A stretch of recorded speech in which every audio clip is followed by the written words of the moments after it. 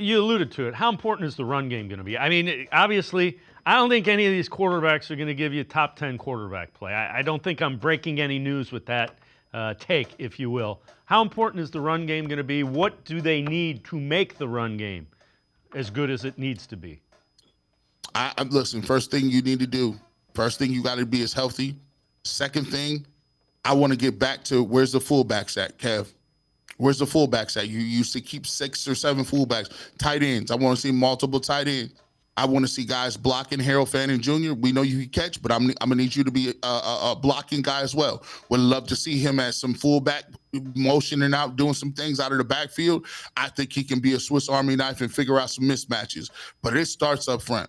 It starts with that. Quinshon Judkins, I believe it should be a day one running back for the Cleveland Browns. I like his approach.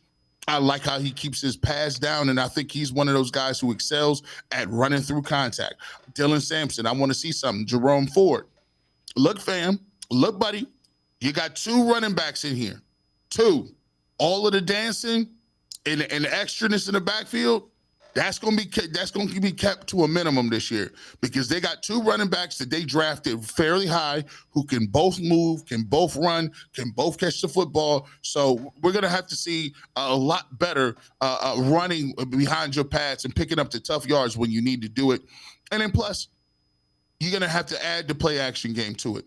Last year, the Cleveland Browns did not attempt to even run the ball the way they should be running the football. Last year, the offensive line coach, I don't know what the heck he was doing and what the blocking schemes were, but the Cleveland Browns need to get back to the fact that we are going to make sure you got to respect the run. When you bring those guys in the box, guess what we're going to do?